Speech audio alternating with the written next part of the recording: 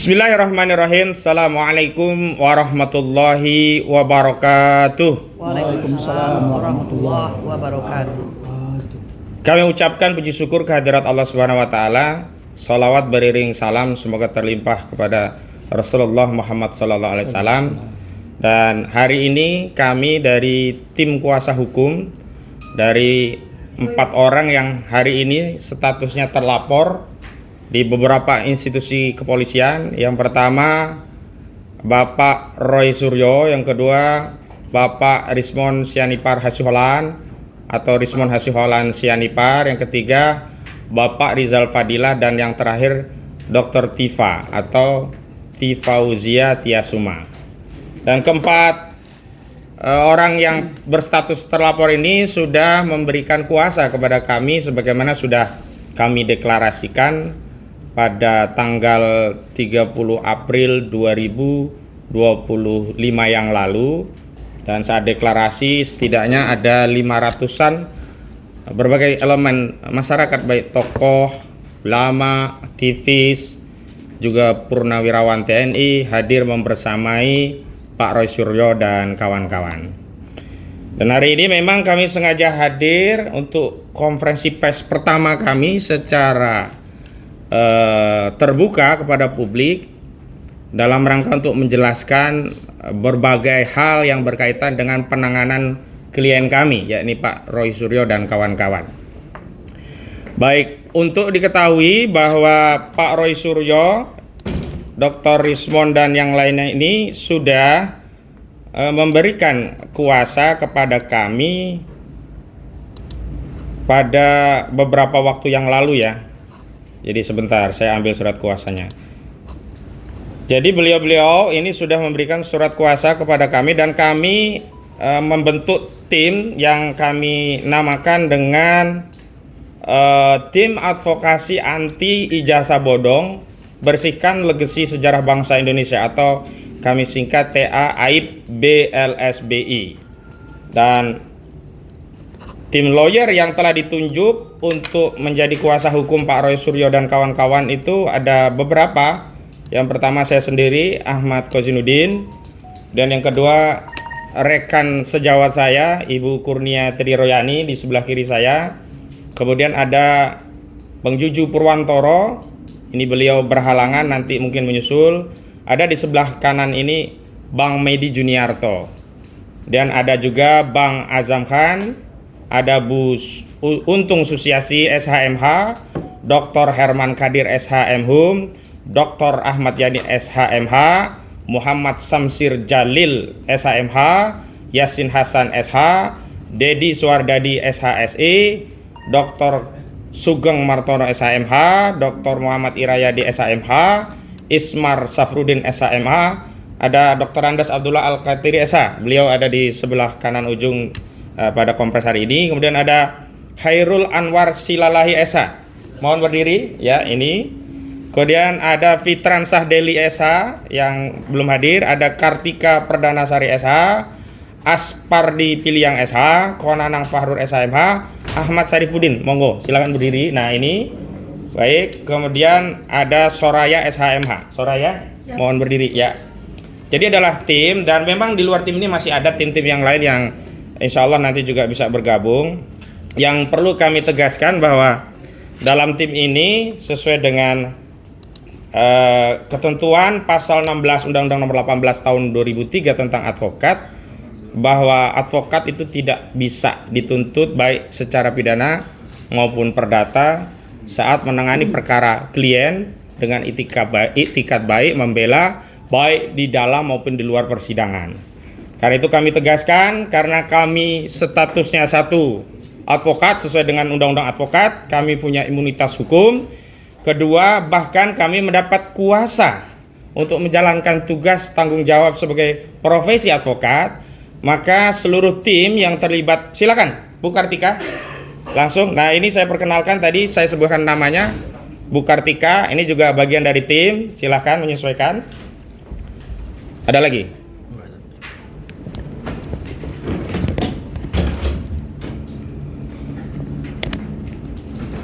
Ya, kami tegaskan bahwa seluruh advokat yang terlibat dalam tim ini karena dua hal ya. Yang pertama memang berprofesi sebagai advokat yang memiliki hak imunitas sebagaimana diatur pasal 16 Undang-Undang Advokat. Yang kedua, secara aktual dan faktual memang mendapatkan surat kuasa dari Pak Roy Suryo, Pak Rismon Hasiholan, Pak Rizal Fadila dan Dr. Tifa. Maka kami sampaikan bahwa kami sedang bekerja atas tugas dan tanggung jawab provisi yang menjalankan tugas berdasarkan undang-undang, sehingga tidak boleh ada tindakan apapun yang menyentuh advokat sehubungan dalam profesinya untuk menjalankan tugas. Perlu kami juga tegaskan bahwa di pasal 5 ayat 1 sesuai dengan doktrin caturwangsa kita bahwa advokat itu adalah salah satu unsur penegak hukum. Ya, selain jaksa, kemudian kepolisian juga hakim. Karena itu saya sampaikan kepada mitra penegak hukum di luar advokat, baik saudara-saudara mitra kami yang ada di institusi kepolisian, saudara-saudara kami yang ada di institusi kejaksaan termasuk di kehakiman, agar bisa bertindak sebagai sesama penegak hukum, tidak melanggar batas dari tugas, fungsi, dan kewenangannya masing-masing.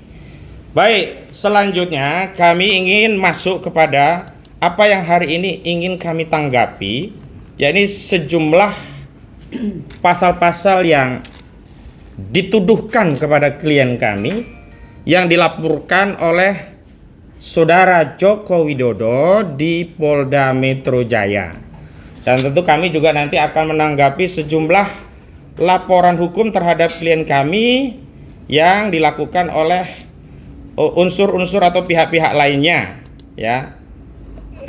Seperti yang ada di Polres Jakarta Pusat, kemudian ada yang di Polres Jakarta Selatan, juga ada yang di Polda Metro Jaya. Namun untuk yang di Depok kami belum dapat suara kuasa khusus terkait itu, tapi kami akan tanggapi juga karena khususnya di Depok disebutkan di media Bu Dr. Tifa Tiasuma ini juga termasuk yang dilaporkan. Walau yang utama yang dilaporkan adalah Profesor Dr. Amin Rais, tapi kami juga akan berikan tanggapan terkait itu. Jadi kalau surat kuasa khusus kami, pertama yang terkait laporan Saudara Joko Widodo, kedua sejumlah LP baik di Jakarta Pusat, kemudian di Polda Metro Jaya dan juga di Jakarta Selatan begitu. Ada di LP nomor 978, LP nomor 2712 dan LP nomor 1387 begitu. Baik, saya akan memulai apa yang menjadi materi muatan konferensi pers kami pada kesempatan hari ini. Kami mengutip dari media statement dari kuasa hukum Saudara Joko Widodo, baik yang disampaikan oleh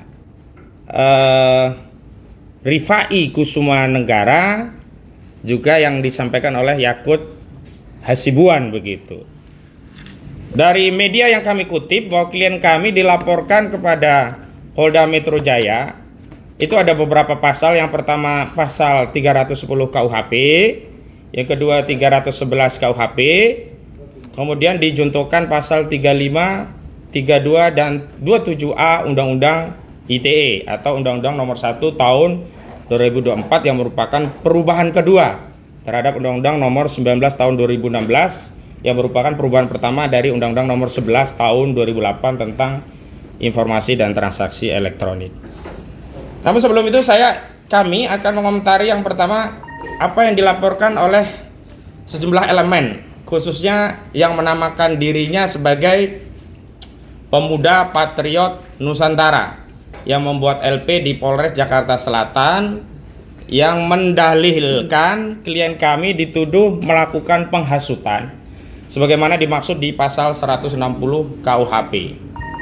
Nah, perlu kami tegaskan bahwa pasal ini tidak lagi menjadi delik formil, tapi sudah menjadi delik material. Artinya pasal ini hanya bisa disidik manakala sudah ada akibat dari apa yang dimaksud sebagai penghasutan sesuai dengan putusan MK nomor 7/PUU/Romawi 7/2009. Rumusan deliknya sudah ditegaskan ini menjadi delik material, artinya apa yang diakibatkan oleh penghasutan harus muncul. Karena itu kami ingin sampaikan bantahan sebagai berikut. Yang pertama, perlu kami tegaskan bahwa apa yang dilakukan oleh klien kami itu bukanlah penghasutan, bukanlah pencemaran, apalagi fitnah, bukan pula kabar hoak, apalagi dianggap menebarkan kebencian berdasarkan suku, agama, ras, dan antar golongan. Kami tegaskan bahwa klien kami sedang menjalankan hak konstitusional, bahkan kewajiban sebagai warga negara.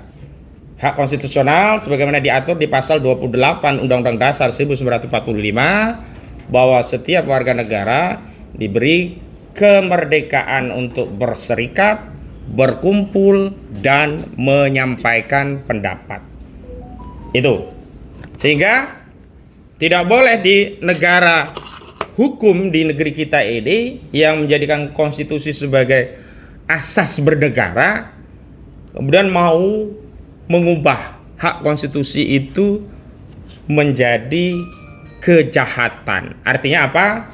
Tidak boleh ada satu tindakan yang itu bukan kejahatan tapi dipaksakan menjadi kejahatan. Ini yang lazim disebut oleh masyarakat dengan istilah kriminalisasi.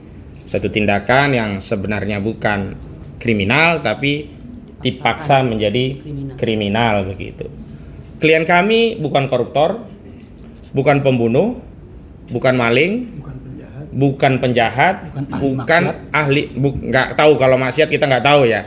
Yang jelas secara hukum klien kami bukanlah orang-orang yang masuk kategori melanggar hukum. Ingat, melanggar hukum itu harus berdasarkan norma hukum karena kita masih menganut asas legalitas, nullum delictum nulla puna sin previa lege bonali. Tidak ada satu tindakan bisa dikategorikan kejahatan kecuali atas kekuatan aturan yang ada sebelum kejahatan itu sendiri dilakukan begitu. Meskipun kami tahu Undang-Undang ITE ini sudah ada perubahan ya melalui Undang-Undang Nomor 1 tahun 2024, tetap saja ya hak konstitusional untuk menyampaikan pendapat ini tidak bisa diubah menjadi kejahatan sehingga bisa dianggap atau bisa disidik dengan pencemaran, fitnah, hoak, menyebar kebencian dan sara, apalagi tadi 160 KUHP yakni penghasutan begitu. Dan kalau kita merujuk peristiwa baik yang lokus deliktinya di Yogyakarta juga yang lokus deliktinya di Solo itu tidak ada akibat apapun. Kita nggak pernah mendengar kabar ada orang yang ditawur di peristiwa itu, kecuali saat itu Bu Kurnia mengatakan hajar Jokowi ya di Solo, tiba-tiba masa langsung ngeroyok Jokowi sampai bonyok misalnya, berarti Bu Kurnia memang bisa dikenakan pasal penghasutan begitu. Bu Kurnia waktu itu dengan Pak Rizal Fadila dan Bang Damai Hari Lubis itu baik-baik datang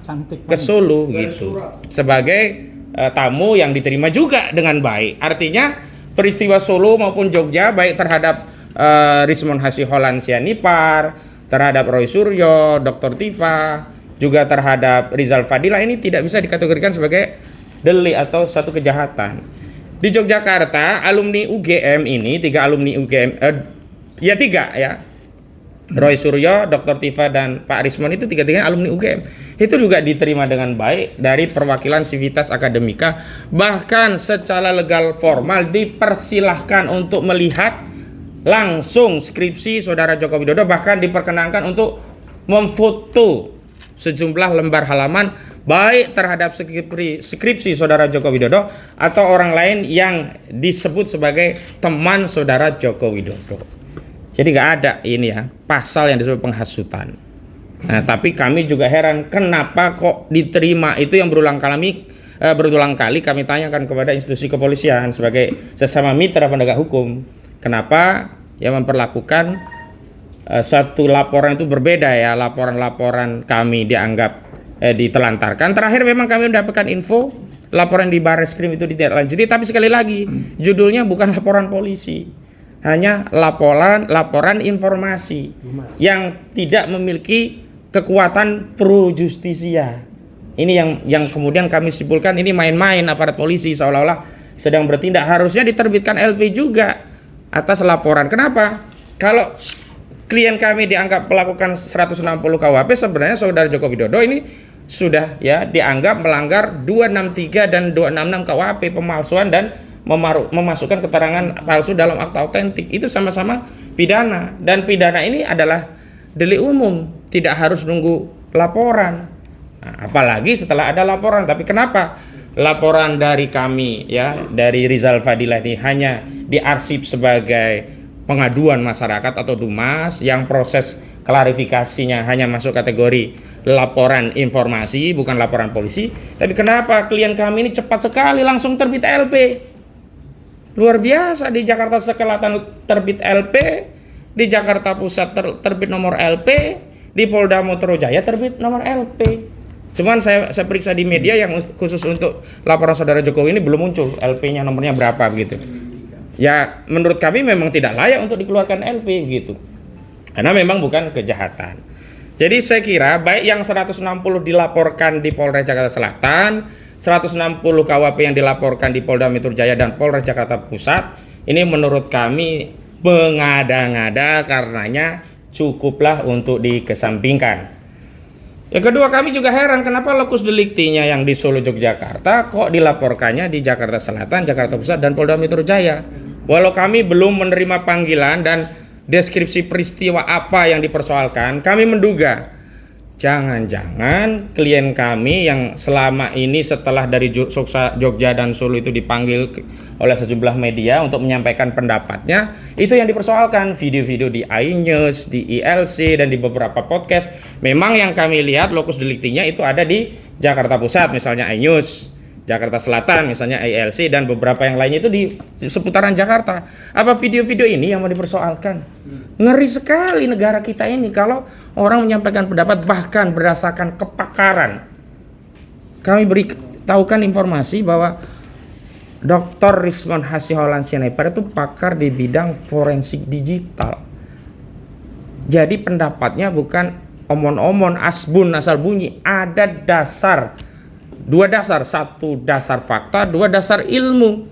Dasar fakta, dia mendapatkan skripsi langsung dari UGM, juga beredarnya foto-foto ijazah yang berlaku, yang itu salah satunya diedarkan oleh politisi PSI di akun X. Kedua, dia punya keahlian di situ gitu loh. Nah, pendapat dari Dr. Rizwan, Dr. Tifa, dan juga Roy Suryo ini yang nggak pernah dibantah sama sekali oleh kubu saudara Joko Widodo. Selalunya kubu saudara Joko Widodo berdalih dengan doktrin siapa yang mendalilkan dia yang harus membuktikan. Nah, hari ini ketika LP-nya yang buat adalah saudara Joko Widodo, oh bagus sekali, berarti dia yang harus membuktikan di kasus pidana ini. Dan tadi saya dapat titipan salam dari klien kami. Klien kami gembira, bersyukur, bahagia ada laporan langsung dari saudara Joko Widodo.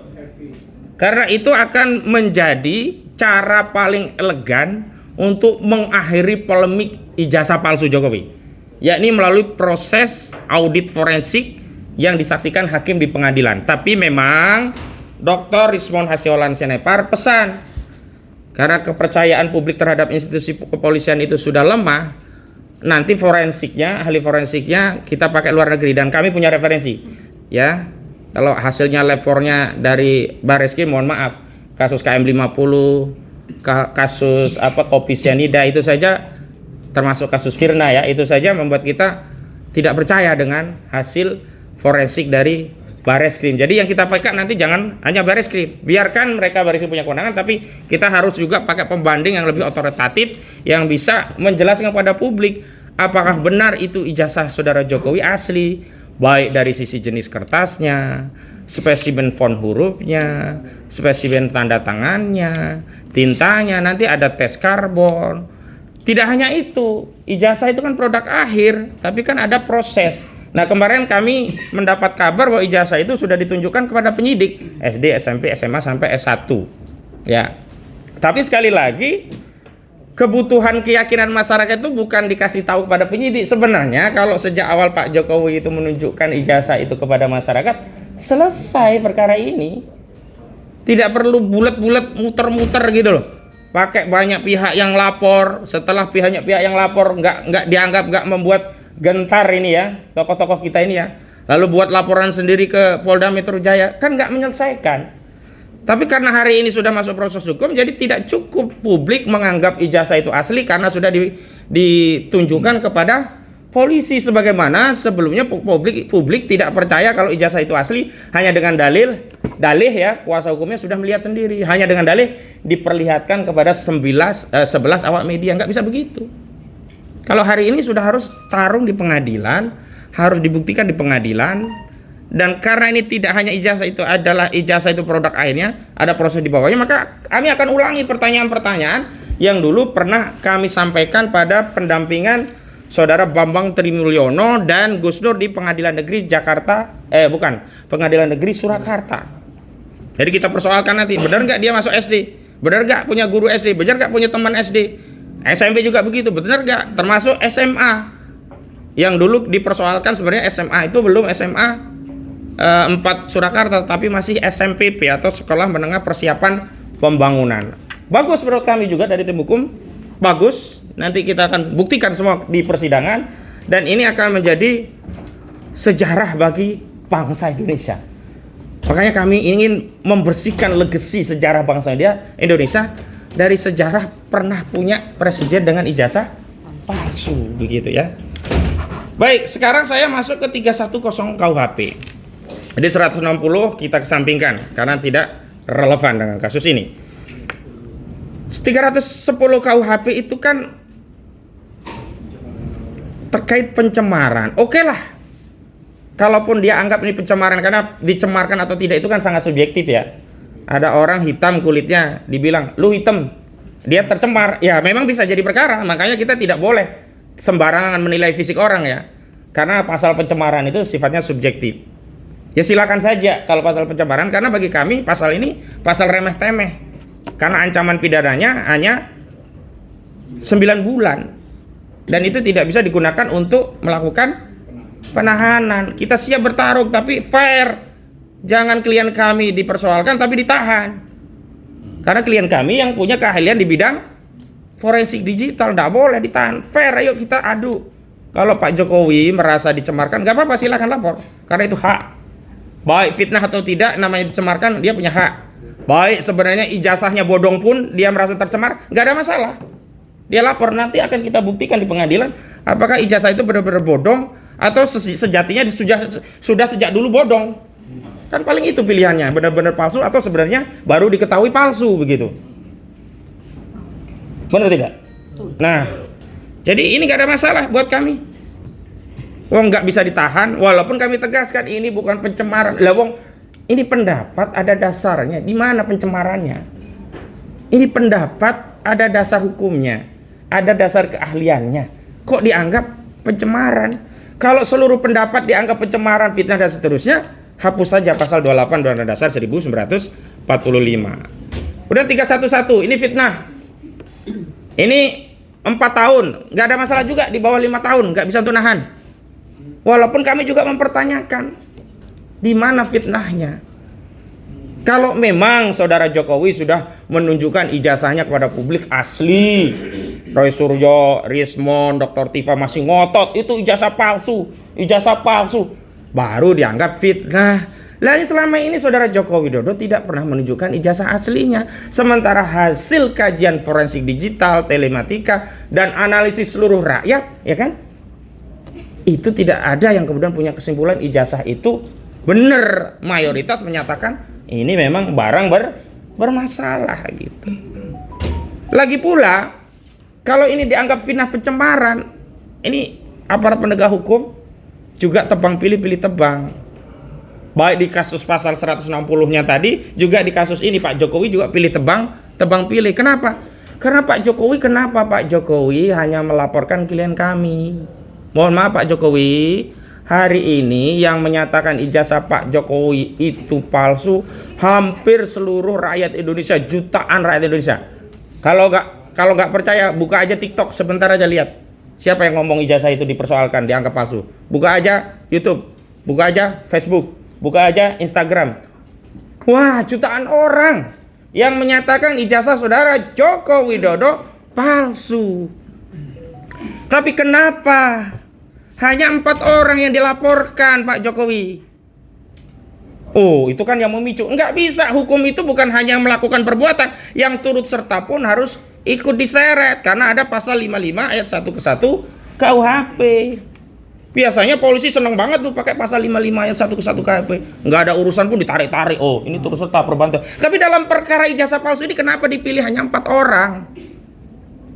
Kenapa nggak seluruh rakyat yang hari ini menyatakan ijazah saudara Joko Widodo palsu itu juga dibikin LP gitu loh. Bikin aja LP seluruh polisi di seluruh Indonesia, kan bagus. Perkarakan saja seluruh rakyat Indonesia, kan bagus. Padahal ada cara lain yang elegan, tunjukin aja ijazah aslinya. Selesai, kenapa harus begini gitu loh. Jadi saya kira polisi dan saudara Jokowi ketika membuat laporan hanya kepada 4 orang, berarti dia menganggap hukum di negara kita itu tidak ada asas equality before the law. Seolah-olah ada perlakuan berbeda kepada 4 warga negara, yakni Rismon Hasyolan, Roy Suryo, Dr. Tifa dan Rizal Fadilah, sementara yang memberikan privilege, ya, perbedaan fasilitas kepada yang lainnya yang sama-sama mengatakan ijazah saudara Jokowi palsu. Karena itu saya minta kepada seluruh rakyat yang punya pandangan yang sama, mari kita katakan kita bersama Roy Suryo, kita bersama Rismon Hasyolan, kita bersama Dr. Tifa, kita bersama Rizal Fadilah. Karena apa yang disampaikan ya 4 klien kami ini adalah apa yang ada dalam benak dan suasana kebatinan mayoritas rakyat Indonesia kecuali pendukung Pak Jokowi. Selanjutnya, kalau kemudian ini dikaitkan dengan Undang-Undang ITE pasal 27A. Ini juga sama, ini terkait pencemaran, menyerang kehormatan di ranah ITE. Tapi kami juga nggak takut, kenapa? Karena ini maksimal cuma 2 tahun, nggak bisa untuk nahan. Jadi pasal 27A Undang-Undang ITE, Undang-Undang nomor 1 2024 yang merupakan perubahan Undang-Undang kedua ya 19 2016 untuk Undang-Undang nomor 11 2008. Ini kami nggak ada khawatir. Tapi lagi-lagi kenapa yang dijerat Undang-Undang ITE yang menyerang kehormatan Pak Jokowi hanya 4 orang? Jutaan rakyat Indonesia yang lainnya kenapa dibiarkan? Ini mau menegakkan hukum atau cuma mau ngancam-ngancam warga negara? Mau menegakkan hukum atau mau mempolitisasi, mengancam dengan sarana hukum, seolah-olah ya dengan laporan kepada 4 ini, orang 4 ini bisa diam, bungkam, dan kemudian seluruh rakyat ikut diam dan bungkam. Mohon maaf saya tegaskan, Rismon Hasyolan Sianipar menegaskan dengan tegas tidak takut penjara, bahkan kalaupun harus mati karena membela kebenaran, membela ilmu. Dan mohon maaf saya kutip apa yang disampaikan oleh klien kami Pak Rismon ya Hasyolan Sianipar, saudara Jokowi bisa menipu pendukungnya tapi tidak bisa menipu teknologi. Karena itu kami mau nanti proses pembuktian yang menjadi basic itu adalah pembuktian secara teknologi, jangan testimoni. Kalau testimoni, keterangan saksi udah banyak tuh yang bohong-bohong. Seperti di kasus PN Surakarta, saksi-saksi yang dihadirkan untuk menjerat Gus Nur dan Bambang Tri ketahuan banyak bohong. Bahkan ada kepala SD Tirto Yoso, itu dia sudah non-muslim tapi masih mengaku muslim, bohong. Kemudian ada juga yang menyatakan Jokowi itu pinter ya, ranking 1 terus. Ternyata enggak ranking 1 terus, bahkan mungkin bisa jadi enggak ranking 1. Ini kan bohong-bohong. Makanya basis daripada pembuktian kasus ijazah palsu ini adalah teknologi, bukan testimoni. Nah, yang kami khawatirkan adalah ini, penyidik ngikuti kemauan saudara Jokowi selaku pelapor. Kenapa? Penyidik memaksakan menyelundupkan pasal 32 Undang-Undang ITE yang tidak ada kaitannya dengan kasus ijazah palsu, semata-mata hanya dengan motif agar bisa menahan klien kami. Kenapa? Karena ancamannya 8 tahun. Ini gak ada kaitannya dengan ijazah palsu. Nih saya bacakan ya, pasal 32 Undang-Undang ITE. Setiap orang dengan sengaja dan tanpa hak melawan hukum dengan cara apapun, mengubah, menambah, mengurangi, melakukan transmisi, merusak, menghilangkan, memindahkan, menyembunyikan suatu informasi elektronik dan atau dokumen elektronik milik orang lain atau milik publik. Nggak ada kaitannya. Dr. Rismon itu menganalisa font, bukan mengubah font. Dr. Rismon itu menganalisa spesimen tanda tangan, bukan mengubah tanda tanganannya. Dr. Rismon itu menganalisa pejabatnya, namanya, dari Ahmad Sumitro menjadi Ahmad Soemitro, nggak pernah dikotak-kotik itu. Loh, kenapa muncul pasal 32? Dari mana ini pasal 32 muncul? Ini yang namanya penyelundupan hukum dengan motif agar bisa menahan klien kami. Kami tidak terima. Dan seluruh rakyat jangan mau dibodoh-bodohi. Karena pasal 32 Undang-Undang ITE yang disampaikan kuasa hukum saudara Jokowi saat membuat LP itu tidak ada kaitannya dengan kasus ijazah palsu. Kalau gitu, biar bisa ditahan, pakai aja Pak Polisi, pakai saja pasal 2, pasal 3 Undang-Undang Tindak Pidana Korupsi. Kenapa? Anggap saja ini sudah merugikan negara nih, empat klien kami. Udah sekalian aja, biar bisa ditahan. Kalau mau caranya begitu. Tapi kan kita tidak begitu. Kita ini mau bernegara dengan benar, berhukum dengan benar, menegakkan hukum dengan mengikuti proses dan prosedur hukum yang benar, mengikuti doktrin-doktrin hukum dan juga jurisprudensi yang sudah ada. Jangan bikin aturan sendiri. Oke, kalau dalam putusan MK nomor 90 itu membuat norma yang aneh yang membuat saudara Gibran Raka Buming Raka bisa nyalon wakil presiden dan terpilih, udah oke lah, itu silakan, udah terjadi. Tapi dalam kasus ini kami tidak terima. Jangan sampai ada penyelundupan hukum dengan motif untuk menahan tersangkanya. Pasal 32. Kemudian yang kedua, pasal yang diselundupkan lagi, pasal 35. Pasal 35 pun sama ini, 12 tahun ancamannya. Karena di dalam KUHP, Kitab Undang-Undang Hukum Acara Pidana, syarat untuk menahan itu ada dua syarat. Syarat objektif dan syarat subjektif. Nah, syarat objektif salah satunya adalah kasusnya itu minimum ancamannya 5 tahun penjara, dan ini sudah 12 tahun, berarti bisa ditahan gitu loh. Coba pasal 35 ini, dalam pasal 35 ini bahwa setiap orang yang melakukan penciptaan informasi elektronik dan atau dokumen elektronik agar dianggap seolah-olah data itu dianggap otentik, diancam pidana menjadi 12 tahun. Anggap saja ini memanipulasi data informasi elektronik. Gak ada yang memanipulasi, mengubah bentuk, mentransmisikan dan sebagainya, nggak ada. Yang ada menganalisa font hurufnya kok Times News Roman, spesimen tanda tangan Pak Ahmad Sumitro kok beda dengan yang dimiliki anaknya di ijazahnya. Ahmad Sumitro kok namanya menjadi Ahmad Soemitro, skripsinya kok masih bagus, spesimennya juga Times News Roman, kok nggak ada lembar pengesahan kosong begitu loh. Itu nggak ada yang mengubah bentuknya cuma kayak gitu. Bentuknya bermasalah, dianalisa masalahnya sesuai kepakarannya. Nggak ada ini pasal 35. Kok bisa dipaksain pasal 35 dilaporin? Kalau begitu kan jelas targetnya apa?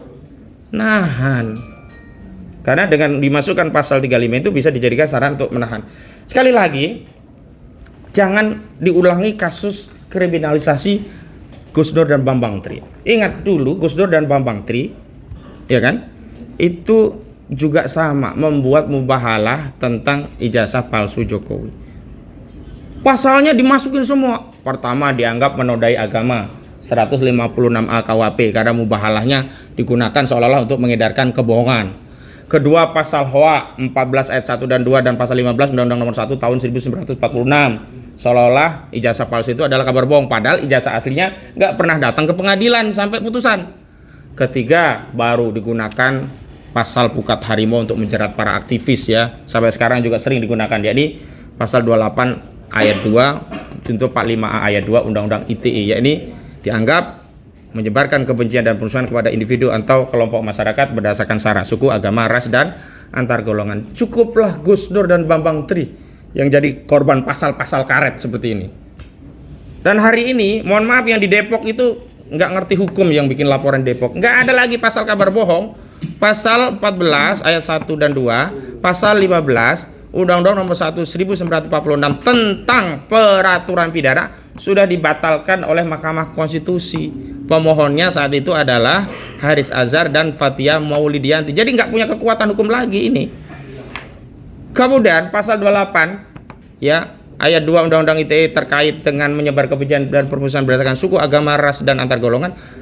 Saudara Jokowi itu bukan agama. Walaupun mungkin pendukungnya sudah menganggap agama, mungkin Tuhan atau mungkin Nabi, terserah ya. Tapi yang jelas nomenklatur Jokowi itu bukan agama, bukan suku juga, bukan ras, bukan antar golongan. Ya nggak bisa. Kemudian dianggap ini sara, dari mana? Dan itu ada unsur-unsur lain yang melingkupi. Menyebarkan kebencian dan permusuhan, nggak ada kebenciannya. Tanyalah klien kami, Rismon, ya, Roy Suryo, Dr. Tifa, Rizal Fadil, nggak ada kebencian, nggak ada permusuhan, mau menegakkan benang basah. Memang susah nih benang basah, ingin menegakkan kembali sejarah dengan benar, dengan mempertanyakan apakah benar kita rakyat Indonesia pernah dipimpin oleh presiden yang ijazahnya palsu.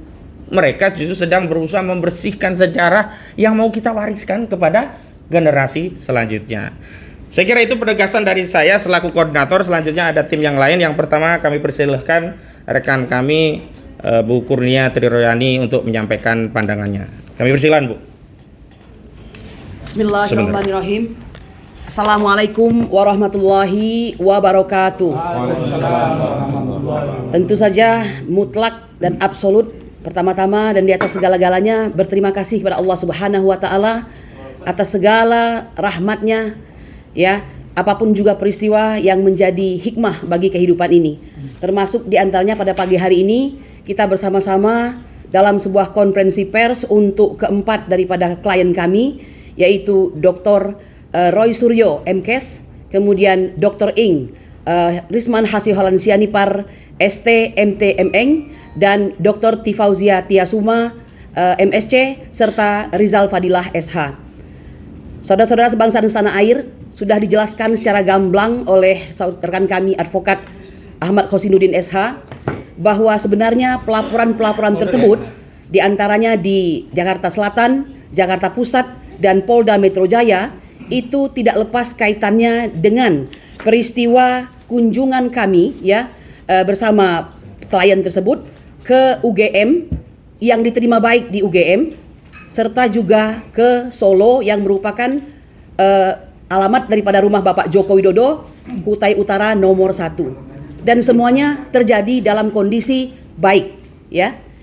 Bapak-bapak Ibu sekalian, kami ingin menyampaikan bahwa sesungguhnya menyatakan pendapat di muka umum secara lisan maupun tulisan, berserikat dan berkumpul itu adalah merupakan hak konstitusional. Sehingga akan sangat aneh dan jahat apabila hal tersebut dikriminalisasi. Terlebih klien-klien kami tersebut adalah orang-orang yang memang kompeten di bidangnya. Sehingga seperti yang dikatakan rekan Ahmad Khosinuddin tadi, di mana letak daripada fitnah serta pencemaran nama baiknya. Kami ingin mengatakan bahwa sudah waktunya, ya, sudah waktunya polisi berbenah diri untuk tidak serampangan menerima segala bentuk pelaporan-pelaporan yang sesungguhnya pelapor tersebut tidak lebih daripada orang-orang yang disewa untuk melaksanakan sesuatu yang disebut dengan nabok nyilih tangan.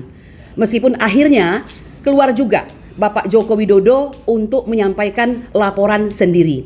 Dan sekali lagi kami secara keseluruhan tim advokasi anti ijazah bodong selamatkan legacy sejarah bangsa Indonesia ini menganggap ini sebagai sebuah blessing, ya. Inilah setelah perjuangan sedemikian lama, ya, tentu saja bersama TPUA dari tahun 2022 merupakan rangkaian peristiwa penegakan keadilan dan kebenaran secara terus menerus tanpa kenal lelah, yang akhirnya sampailah kita di tahun 2025 ini dalam kondisi seperti yang kita lihat pada saat ini.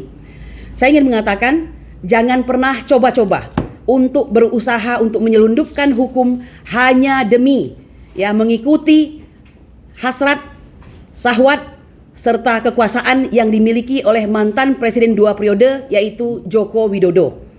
Mengapa kami katakan demikian? Karena ini akan semakin membuat masyarakat hilang kepercayaan kepada lembaga kepolisian. Kami ingin mengatakan, mari kita berjuang secara jujur, karena kita ini sama-sama criminal justice system, ya, yang sama-sama merupakan para penegak hukum. Sudah waktunya berjalan dengan kejujuran, kebenaran, dan keadilan sesuai dengan tujuan hukum yang hendak dicapai, yaitu keadilan, kepastian hukum, dan kemanfaatan. Justru kami mengatakan peristiwa tentang perkara yang diadukan seperti pencemaran nama baik dan fitnah ini bukan suatu hal yang prioritas, karena TPUA sudah melakukan pelaporan ke Bareskrim sejak Desember 2024 dan sudah melakukan kelengkapan bukti-bukti, ya, hampir mencapai 14 bukti, yang ini sama sekali boleh dikatakan kalau tidak karena desakan, ya, dari tim advokasi ini, pelan-pelan baru mulai akan diselidiki. Jadi ini jangan basa-basi begitu.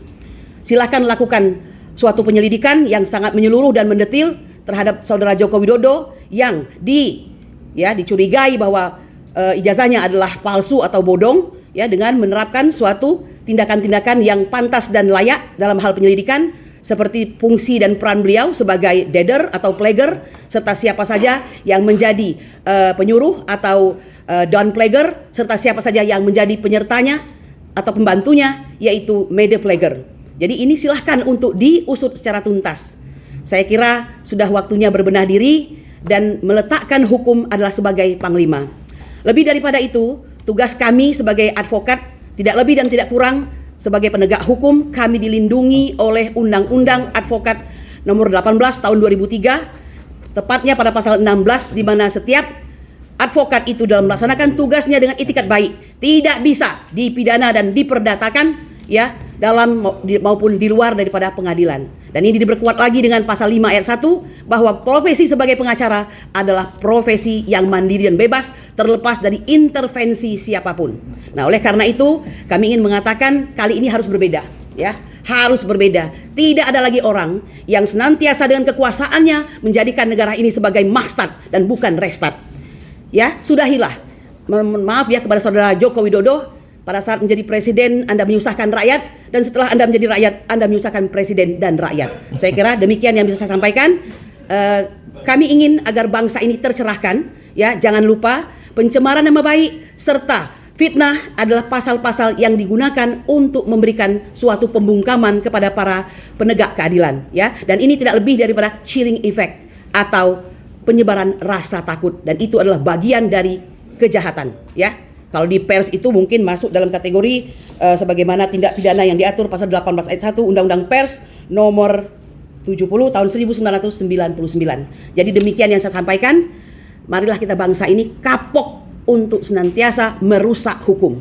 Dari tim advokasi anti ijazah bodong, selamatkan legasi sejarah bangsa Indonesia, kami ingin memulai Indonesia yang bersih. Subhana rabbika rabbil izzati amma yasifun wa salamun alal mursalin walhamdulillahi rabbil alamin. Waalaikumsalam warahmatullahi wabarakatuh. Sebentar, aku kasih pengantar. Terima kasih Bu Kurnia Triroyani, dan memang flashback sejarah, ya. Napak tilas TPUA menggugat itu sudah lama.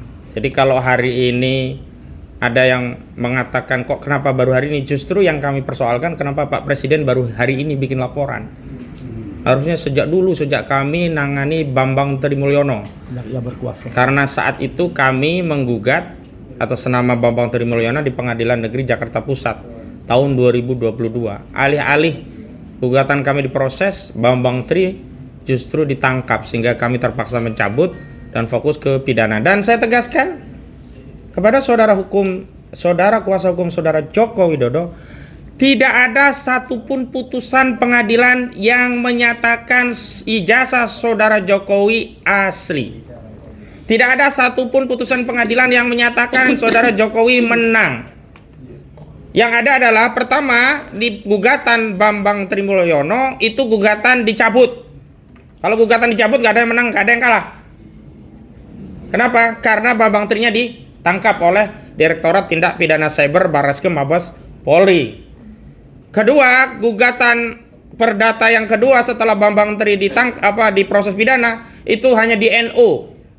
Artinya belum masuk ke pokok perkara, belum membahas ijazahnya. Ketiga, Pengadilan Negeri Surakarta, ya, yang menyatakan Bambang Tri ini dinyatakan mengedarkan kabar bohong, itu dianulir oleh Pengadilan Tinggi Semarang. Makanya sanksi pidananya turun dari sebelumnya 6 tahun jadi 4 tahun. Nggak ada di situ menyatakan bahwa ijazah palsu itu bohong, nggak ada. Berarti ijazah palsu itu benar, karena pasal bohongnya udah diangkat oleh hakimnya, begitu. Jadi ini sekedar tambahan informasi, karena seolah-olah narasinya Pak Jokowi itu udah menang dari putusan pengadilan. Kagak ada. Nah, kalau memang Pak Jokowi mau menang dari putusan pengadilan, ayo Pak, jangan cabut ya Pak gugatannya, jangan cabut laporan polisinya Pak, lanjutkan Pak. Karena saya, seluruh rakyat Indonesia berkepentingan, bukan hanya Pak Rismon dan 4 orang yang kami tangani. Saya, klien kami, ya, dan seluruh rakyat Indonesia berkepentingan untuk mengetahui ijazah dari saudara Joko Widodo yang sudah 10 tahun memimpin kami Republik ini selama 2 periode menjadi presiden bagi seluruh rakyat Indonesia. Jadi ini bukan hanya kepentingannya 4 orang. Jangan cabut Pak, lanjutkan Pak ya. jangan cabut.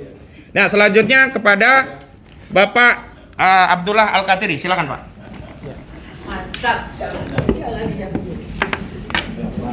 Ngomong aja. Ya, nanti maju ke depan ya kalau Pak Sandi ya. Pak Sugeng, Ngomong aja. Sudah. nanti Bismillahirrahmanirrahim. nanti kalau pas sudah gantian nanti Bang Azam maju. Ya. Saya ulangi. Bismillahirrahmanirrahim. Assalamualaikum warahmatullahi wabarakatuh. Waalaikumsalam warahmatullahi wabarakatuh. Alhamdulillahirabbil alamin. Syukur kami ucapkan untuk kehadirat Allah Subhanahu wa taala. Bahwa pagi hari ini kita berkumpul di sini dengan satu kondisi dan satu situasi yang sangat-sangat penting. Karena ini sehubungan dengan laporan mantan Presiden Republik Indonesia Bapak Jokowi terhadap 4 orang klien kami. Kami sebagai kuasa hukum yang sudah disebutkan tadi dari beberapa orang, 4 orang, ya kan, Saudara Rismon, Dr. Tifa, Dr. Ray Suryo, dan Rizal Fadila. Saya akan menambahkan sedikit, tidak banyak, ya kan, dari pasal demi pasal itu. Satu hal lagi, pasal yang dikenakan itu pasal penghasutan. Penghasutan itu 160, yang mana pasal ini pernah digugat untuk dihapus. Karena pasal ini adalah pasal yang sering digunakan pada waktu itu untuk mengkebiri, bahkan mengamputasi masyarakat atau orang-orang yang berbicara tentang pemerintah dan sebagainya. Awalnya gugatan itu adalah untuk menghapus undang-undang itu. Tapi Mahkamah Konstitusi dengan putusannya MK nomor 7 tahun 2009 kemarin memutuskan, tapi bukan menghapuskan, tapi dirubah dari delik formil ke delik material. Dari delik formil ke delik yang dimanakan putusannya disebut putusan dengan conditionally constitution, yaitu dengan kondisi tertentu. Tidak dihapus, tapi dirubah dari formil dan material. Berbicara tentang 160 KUH pidana, itu harus ada 3 pihak. Tidak bisa 2 pihak. Pertama, adanya penghasut. Kedua, adanya terhasut. Yang ketiga, harus ada dampak dari hasutan tersebut. Apakah dengan dampak hasutan tersebut, apakah dengan hasutan itu ada keributan? Apakah dengan hasutan itu ada kericuhan? Apakah dengan hasutan itu ada tindak pidana yang lain? Faktanya tidak ada. Teman-teman kemarin ke UGM dan ke Sulu itu mewakili rakyat Indonesia. Karena tidak semuanya seperti 212, cukup diwakili oleh kawan-kawan itu dengan etiket baik, ya kan? Hanya untuk mengklarifikasi. Tidak ada satu penekanan. Mereka bahkan bersurat sebelumnya dan UGM menerima. Jadi tidak ada sesuatu yang sifatnya pidana di situ atau penekanan. Apalagi penghasutan. Dan teman-teman di situ dari dalam membuat podcast dan sebagainya itu menceritakan perjalanan, menceritakan tujuan mereka dan sebagainya. Tidak ada kata-kata yang menghasut di situ. Jadi saya heran kenapa 160 ini digunakan. Yang kedua, masalah pasal 310 311, yaitu jelas itu adalah pasal pencemaran nama baik dan fitnah. Dan pasal 30 311 itu bukan satu ayat. Itu ada 3 ayat. Jangan lupa itu. Ya kan? Ayat 3 menyatakan jika dilakukan demi kepentingan umum maka tidak termasuk tindak pidana. Itu perlu kita garis bawahi.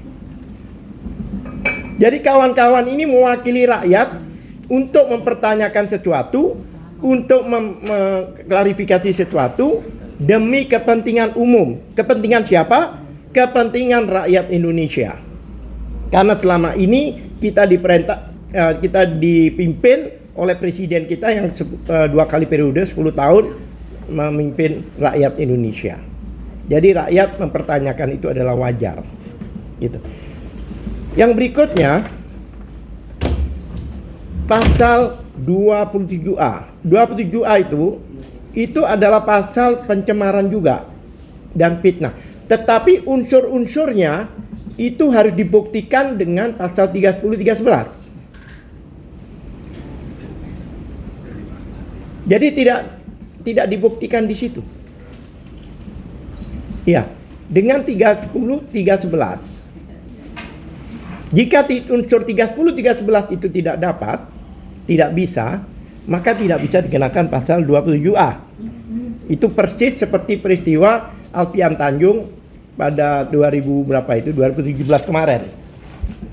Profesor Yusril juga mengatakan pembuktian daripada pasal 27 itu di Undang-Undang IT itu harus dibuktikan dengan unsur-unsur di pasal 30 311 KUH pidana.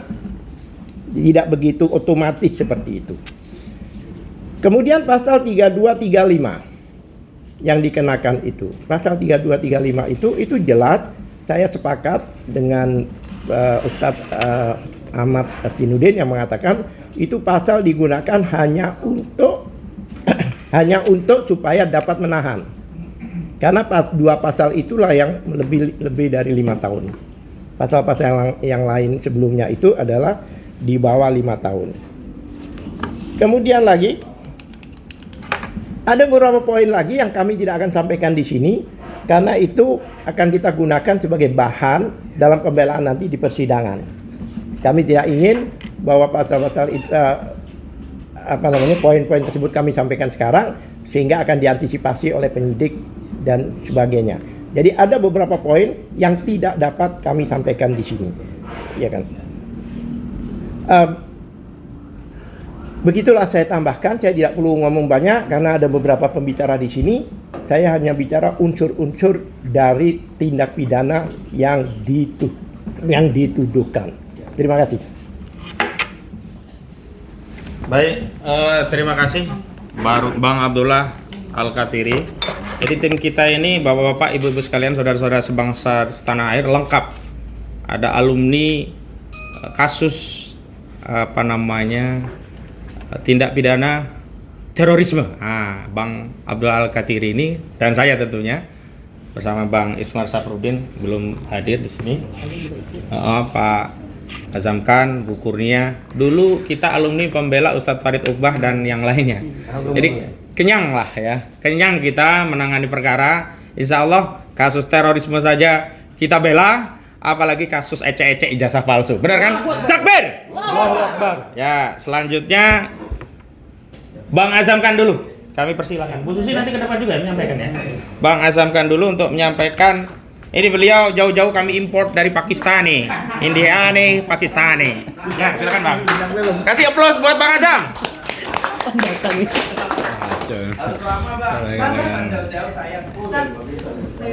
Bismillahirrahmanirrahim. Lepas ya? Gak apa-apa. Langsung ke sini. Assalamualaikum warahmatullahi wabarakatuh. Jadi saya sedikit mengurai sedikit aja bahwa keberangkatan TPUA ke Jogja, ke UGM itu berdasarkan surat resmi yang kebetulan saya menandatangani sebagai sekjen. Perkenalkan sekjen ya, Bang ya. Dan Profesor Egy Sujana. Dan surat itu sudah dijawab oleh UGM dan akhirnya kita bersurat jawab menjawab, clear. Jadi itu formal. Begitupun juga ke rumah Solo, Joko Widodo, Presiden ke-7. Udah diterima juga. Jadi kalau tadi diurai oleh pihak koordinator Ahmad Uzinuddin yang mengatakan pasal 160 udah lewat itu, nggak ada. Jadi nggak perlu kita bahas lagi 160, udah clear. Ini yang paling penting dan tidak disinggung sama sekali tadi dalam pembicaraan ini. Ini poin yang paling penting, bahwa Kepres nomor 30 tahun 2025 SBY dan Jokowi diangkat menjadi Dewan Pengawas Dana Tara. Itu clear. Maknanya apa? maknanya dia sebagai pejabat negara. Pejabat publik, pemerintah Ya, berarti ya? pemerintah.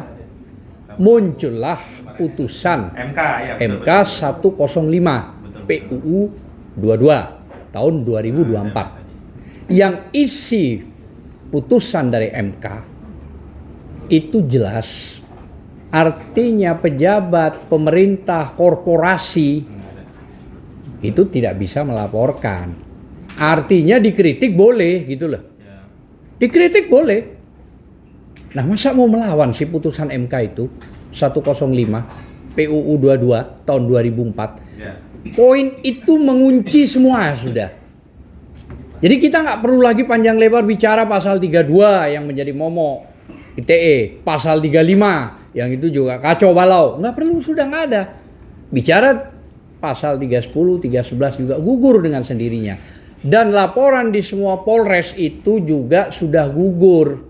Karena MK juga memutus yang bisa memperkarakan adalah person. Orang yang menjadi korban, dirugikan. Bukan mencari tangan untuk melaporkan. Itu sudah clear. Tidak perlu lagi dibahas. Artinya tidak ada lagi sudah. Putusan MK itu tertinggi. Itulah ya.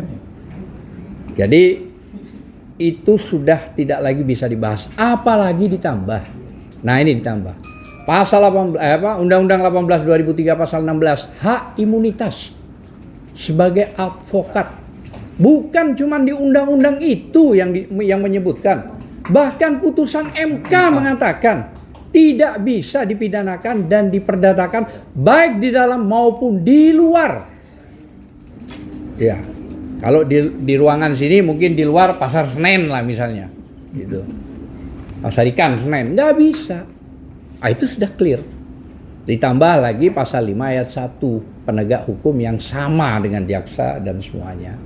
Jadi sekali lagi poin kuncinya kita nggak perlu berdebat soal pasal 105 PU 22 tahun 2024 bahwa tidak bisa dibantah atas Kepres nomor 30 tahun 2025 yang dibuat oleh Presiden Prabowo bahwa Dewan Pengawas Danatara adalah 2 orang, SBY dengan Joko Widodo. Maka dia sebagai pejabat pemerintah. Boleh dikritik. Loh, itu putusan MK. Jadi kita nggak perlu lagi berkembang sudah. Sehingga laporan itu polisi harus tahu. Ya gugur. Wassalamualaikum warahmatullahi wabarakatuh. Waalaikumsalam. Baik. Lagi mau dipersoalkan.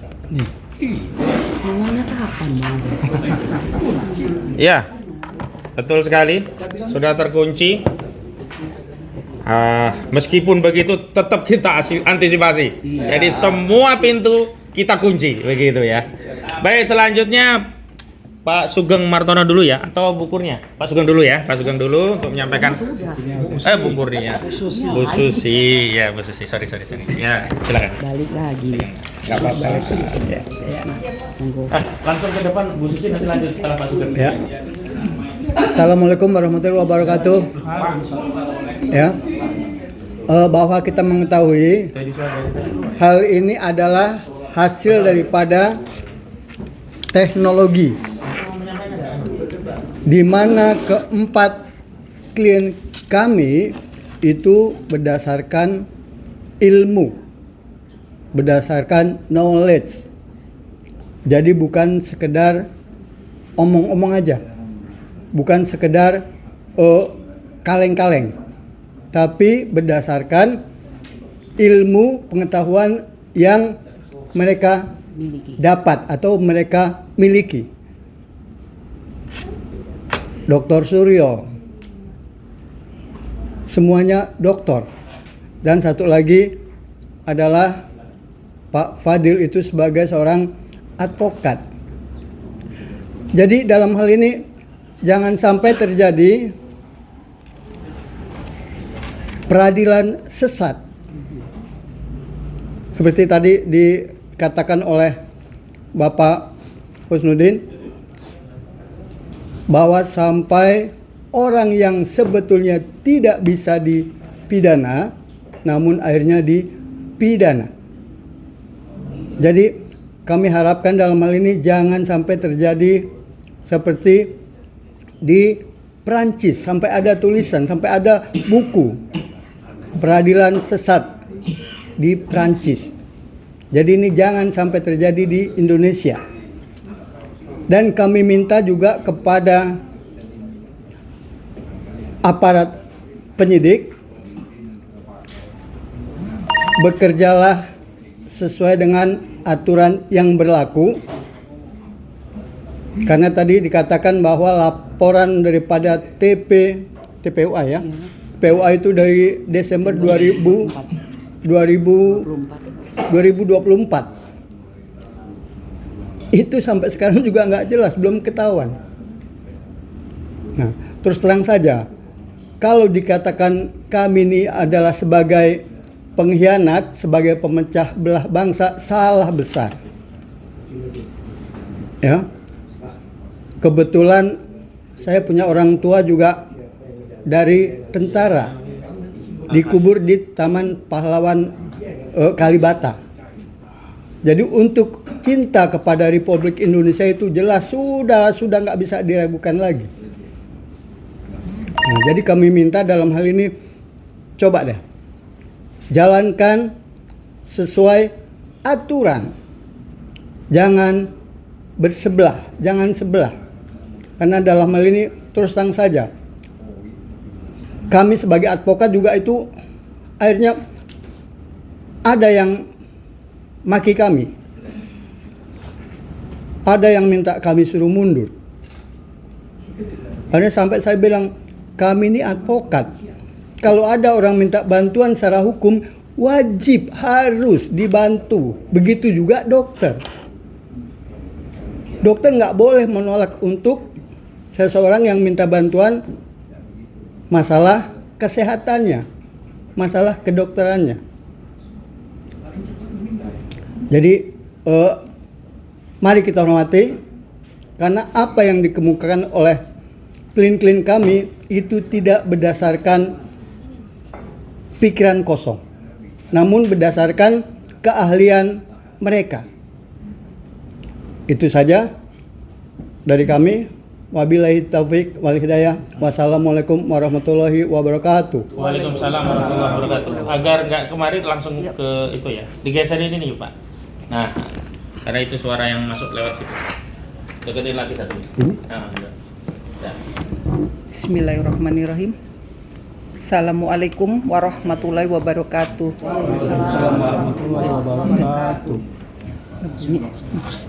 Iya, langsung.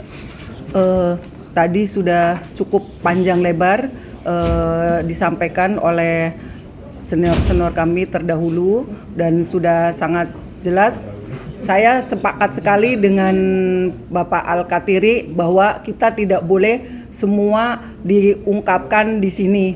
Artinya itu sebagai senjata kita dalam nanti melakukan pembelaan.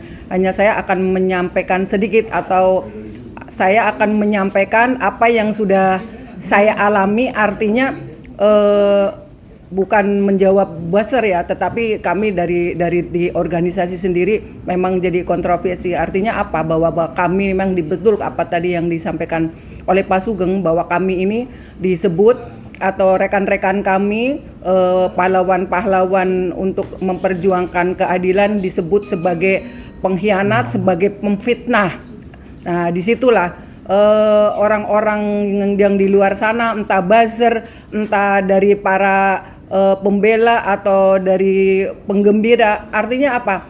Mereka padahal orang-orang yang mempunyai ilmu tinggi dan mempunyai pengertian atau melakukan profesi sebagai penegak hukum, akan tetapi cara pandangnya sangat picik. Apa yang kenapa saya menyebut picik?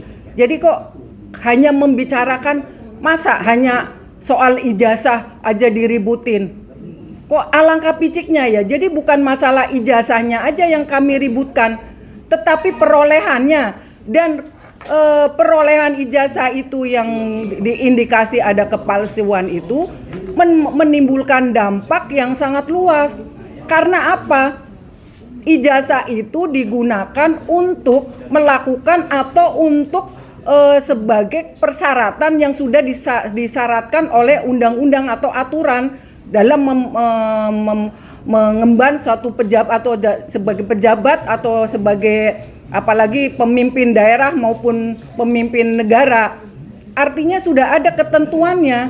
Nah, dengan perolehan yang dinyatakan itu abal-abal atau diindikasi palsu, itu kan berarti sangat merugikan. Sudah berapa ribu kebijakan yang mereka perbuat, sudah berapa ribu keputusan yang mereka edarkan, sudah berapa ribu aturan yang mereka lontorkan di masyarakat, yang kesemuanya adalah merugikan masyarakat.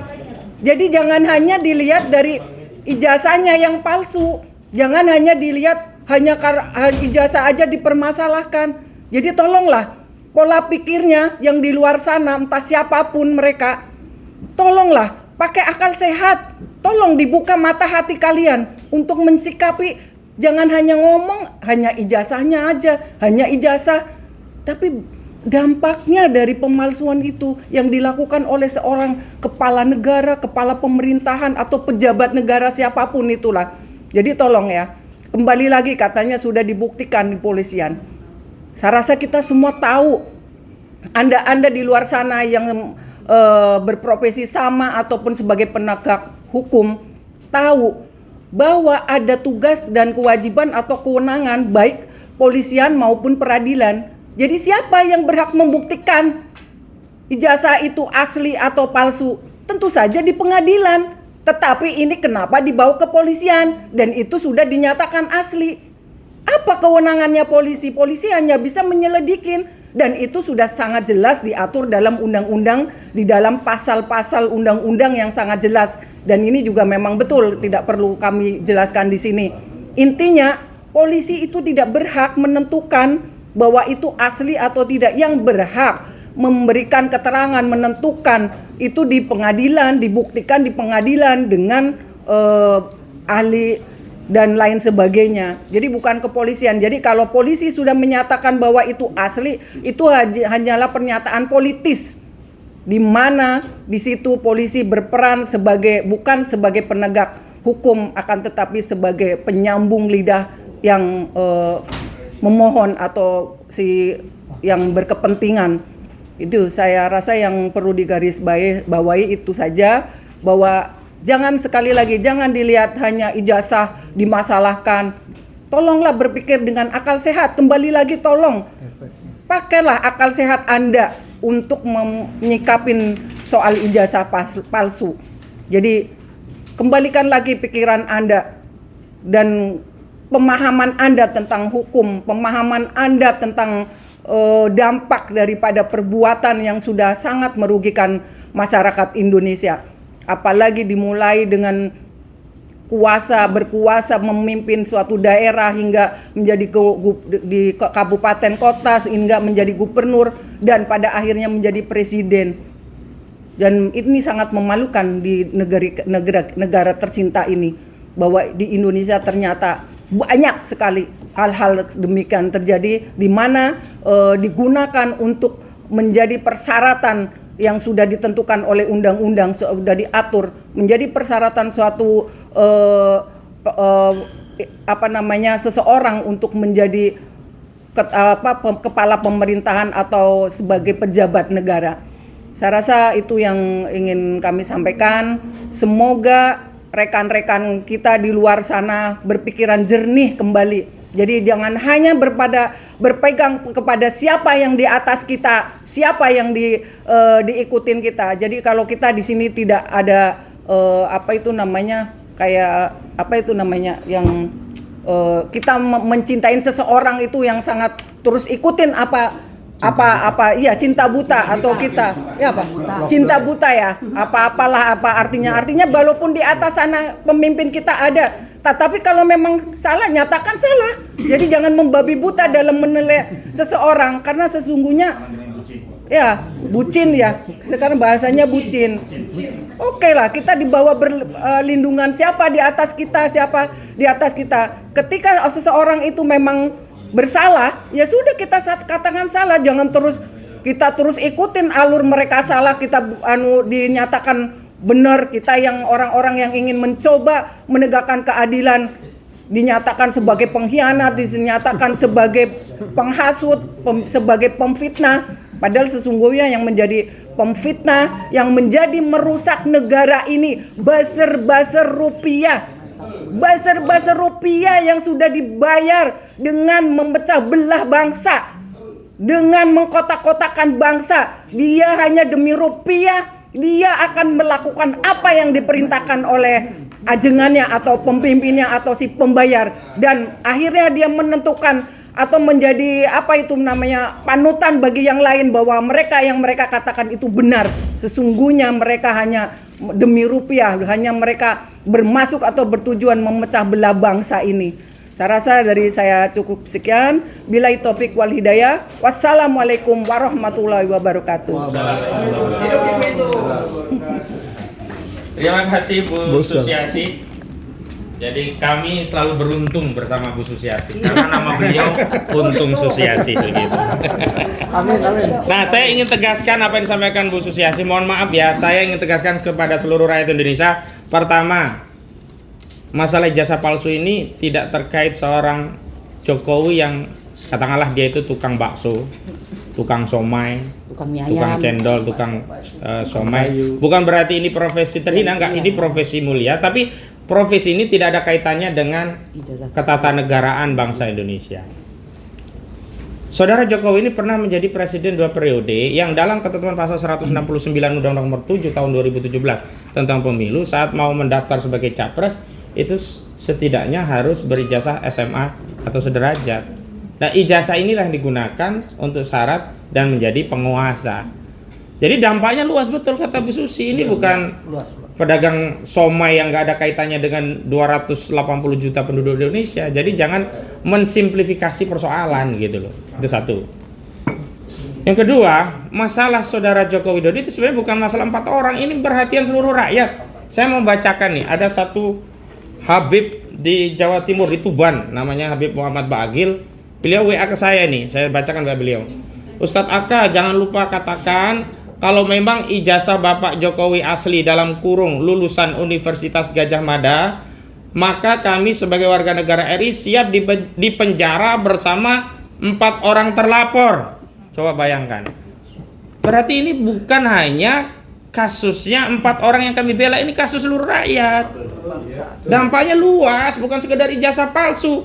Nanti bisa menimbulkan banyak dampak. Misalnya satu, tidak ada insentif pendidikan. Orang lalu berpikir ngapain kita capek-capek sekolah, toh ijazah palsu aja bisa jadi presiden.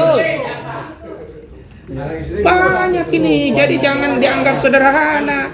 Kenapa kami juga terima kuasa dari 4 orang ini, meskipun kami tegaskan pro bono, kami tidak mendapatkan fee dari pembelaan ini. Karena apa? Dampaknya luas demi bangsa dan negara. Kami menilai 4 orang ini sudah berjasa bagi seluruh rakyat, maka kami ingin nimbrung mendapatkan tambahan pahala dengan membela beliau-beliau ini gitu loh.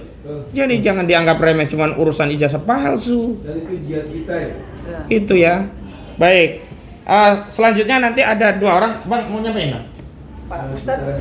Ada 2 ke depan Bang.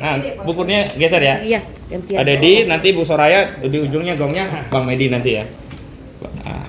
Ini anggota tim kita. Tadi sudah saya bacakan nama-namanya.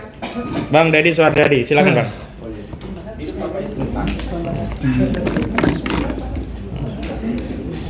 Assalamualaikum warahmatullahi wabarakatuh. Waalaikumsalam warahmatullahi wabarakatuh. Saya hanya menekan sedikit saja apa yang disampaikan oleh saudara saya Bang Aka. Aka ya. Aka. Aka Saya 47. kalau Aka ini memang seperti apa namanya senapan AK-47 nih. Kalau udah mengatur tuh cerut gitu.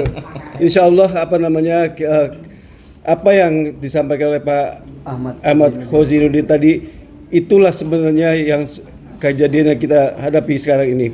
Dan buat kami sebagai anggota tim pengacara, buat kami ini tadi dikatakan oleh Bang Khozinuddin itu adalah pro bono, dan buat kami ini adalah jihad kami. Insya Allah ini adalah ibadah kami. Allahu Akbar. Ya, dan mudah-mudahan dengan adanya laporan dari Pak Jokowi Dodo tadi, itu akan membuka yang namanya tabir kebohongan selama ini. Insya Allah kami akan berjuang sampai ibaratnya sampai dengan titik darah penghabisan. Allahu Akbar. Allahu Akbar. Allahu Akbar. Sudah cukup. Makasih. Assalamualaikum warahmatullahi wabarakatuh. Waalaikumsalam warahmatullahi.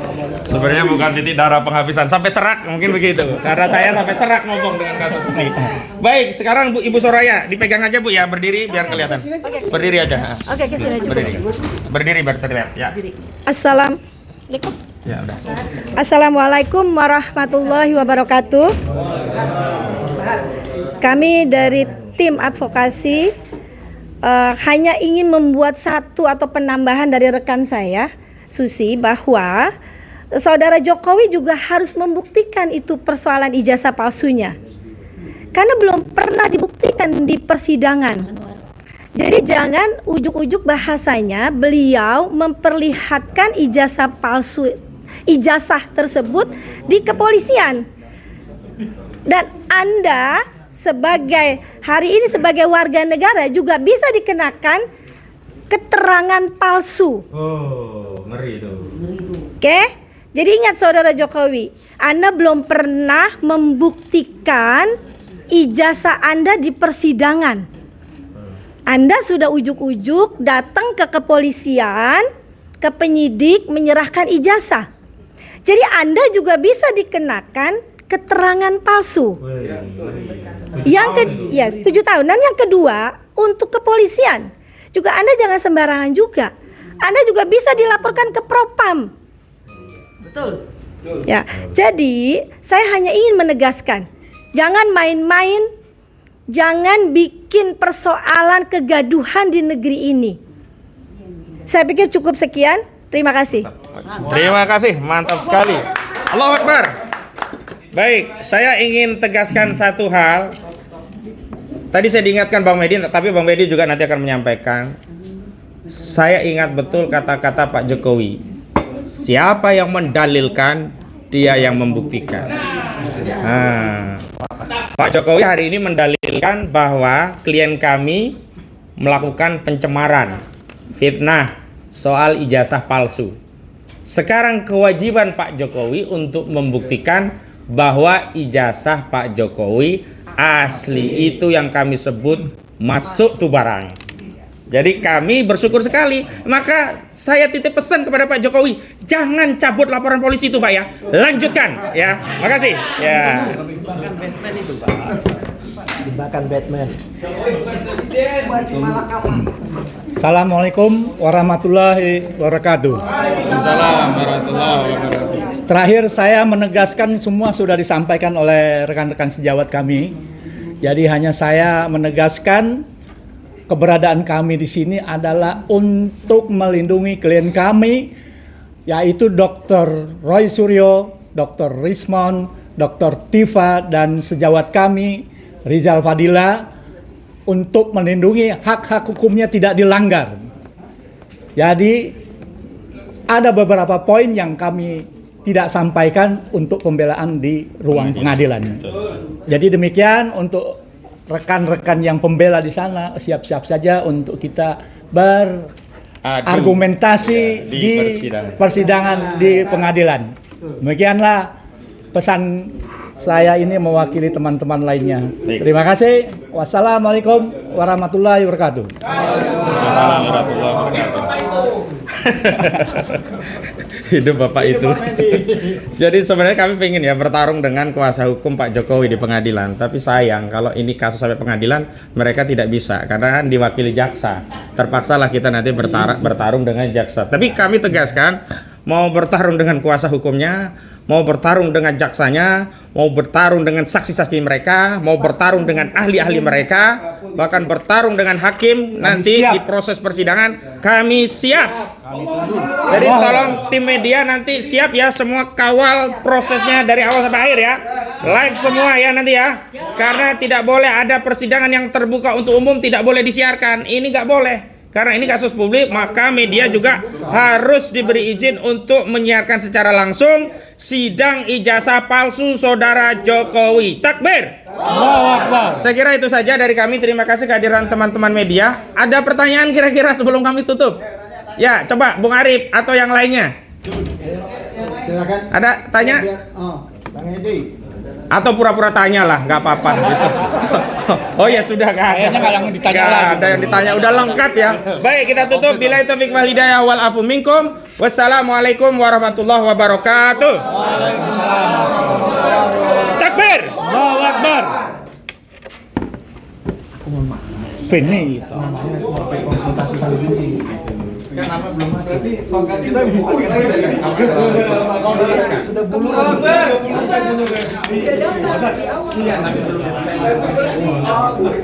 Kalau iya nanti saya komunikasi ya. Iya.